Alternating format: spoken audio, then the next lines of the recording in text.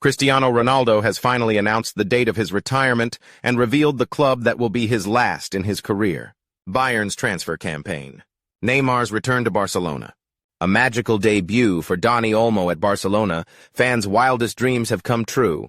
We are talking about this and much more today. This is a hot selection of the most interesting football news. Don't forget to subscribe to the channel, click the bell, and like this video to get more news about our favorite game. Your support is very important to us. Let's get started. Barcelona struggled to get past Rayo Vallecano. It was a timid performance, but it got the job done. Rayo has an excellent project. They play in a Latin American style with a clear influence from Marcelo Bielsa. Energetic pressing and aggressive style.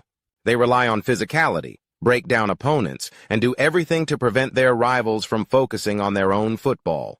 Impressive.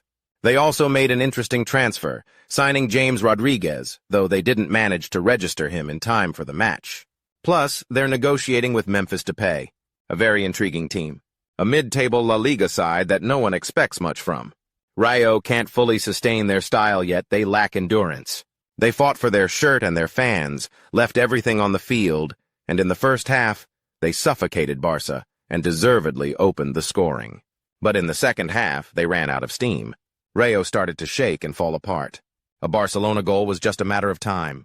Pedri scored, but as Flick said, Barca's goal for the season is to win trophies. And for that, they need to take 3 points, not settle for draws with Rayo. Then Olmo stepped in, coming off the bench to have an outstanding match. Special praise for his excellent spatial awareness. His ability to find space is extraordinary, and his off-the-ball work is also commendable. My respect. Dani made his debut and immediately scored the winning goal for the club of his childhood and dreams. Is that not a fairy tale?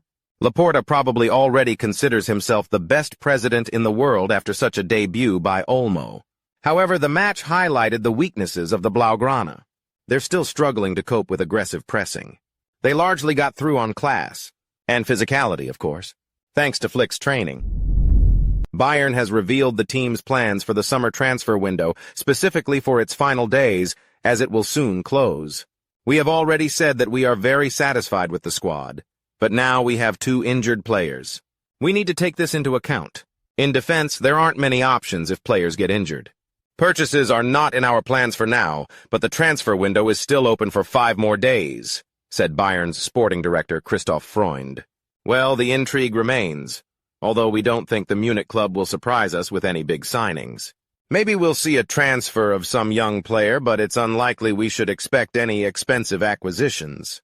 However, we repeat, the club's sporting director has kept the intrigue alive, and perhaps it's worth admitting that this transfer window has been somewhat lackluster.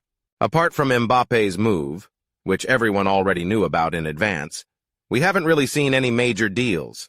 By the way, write in the comments which transfer you think became, so to speak, the symbol of this summer and stood out to you the most.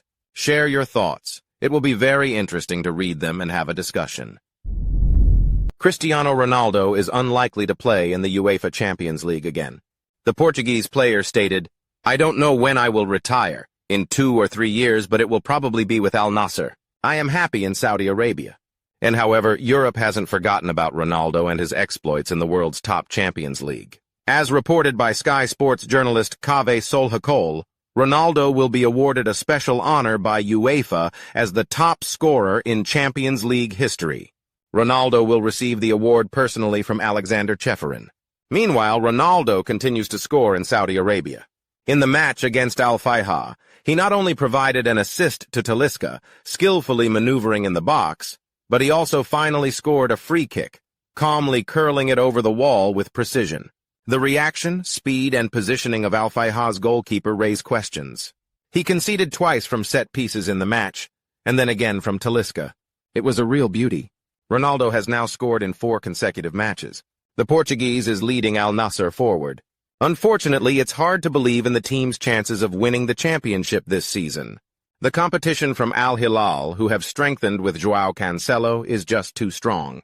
Man City sold their versatile player for $25 million. The Portuguese will earn $15 million, and that's just net, not including bonuses. I wouldn't be surprised if he was also given a villa and other perks that are hard to refuse. After Cancelo, Al Hilal targeted Kingsley Coman. Florian Plettenberg reports that the club has agreed on the terms of the Frenchman's transfer with Bayern. All that's left is to convince him that a sweet life awaits him in the Middle East, and it's a done deal.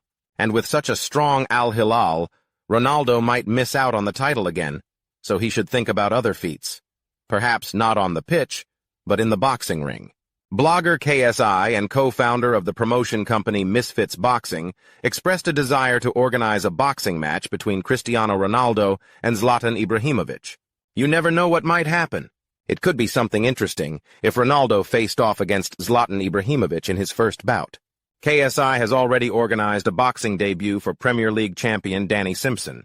Why should Ronaldo and Ibrahimovic be any different? If anything, the advantage goes to Zlatan. The Swede has a solid background in martial arts. However, if Ronaldo agrees, he will surely prepare with his usual intense determination.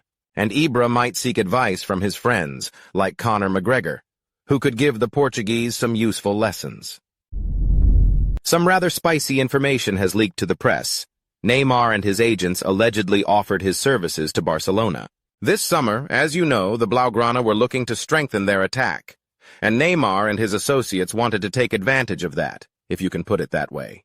However, despite the huge buzz that this comeback could have generated, Barcelona declined the purchase of the Brazilian. Allegedly, Hansi Flick was categorically against the deal. In his opinion, Neymar is not needed by the Catalans, so the transfer didn't happen. Although it's not entirely clear on what terms Neymar wanted Barcelona to take him back. Al Hilal certainly won't let him go for free, and his salary there is crazy. Barca simply won't be able to afford even half of it, perhaps not even a quarter. Just look at how they barely managed to register Dani Olmo. After this whole story with Neymar and his desire came to light, the player's entourage quickly commented on the situation. After all, it looks somewhat inappropriate towards his current club. The article about Neymar's return to Barcelona from Al Hilal is false and a huge disrespect to Al Hilal. Neymar is under contract with Al Hilal and he is happy in Riyadh. He will soon return to the field to delight the fans, Neymar's representative stated, as reported by journalist Fabrizio Romano. Who is telling the truth here, the media or Neymar and his entourage, is up to you to decide. However, like Flick, we tend to believe that he is not needed by Barcelona. Yes, from the outside, it all looks interesting, but nothing more. Neymar is unlikely to bring much benefit to the team anymore, and he would be a huge financial burden. Let's not forget that the Brazilian hasn't played football for an entire year, and no one can assess his physical and psychological condition, which is also very important. Apart from Neymar, Vitor Roque will not play for Barcelona this season. The club announced his transfer to Real Betis. The club managed to reach an agreement with him and his agent on a loan deal, which Roque's side was previously strongly against.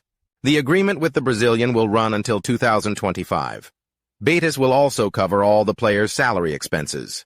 Additionally, Roque's contract will include a clause allowing Betis to buy the player outright. However, the amount of this clause is not disclosed or is intentionally kept secret. Recall that Roque cost Barcelona around 40 million euros, including bonuses. So, it can be assumed that the buyout clause will be comparable to this amount. Overall, Betis is a worthy option for the Brazilian. He now needs a team where he will play a lot and can fully develop. So he has chosen a quite fitting option. Along with Roque, Clément Lenglet also went on loan. This season he will be defending the colors of Atletico Madrid. There are no details of his loan, or they are also being kept under wraps. It is only known that the agreement with the Rojiblancos will last until the end of this season. At the same time, Lenglet's contract with Barcelona runs until 2026. That's all for today. Don't forget to subscribe to the channel and like this video, and be sure to watch our previous video. It just appeared before your eyes right now. See you. Good luck to everyone. Goodbye.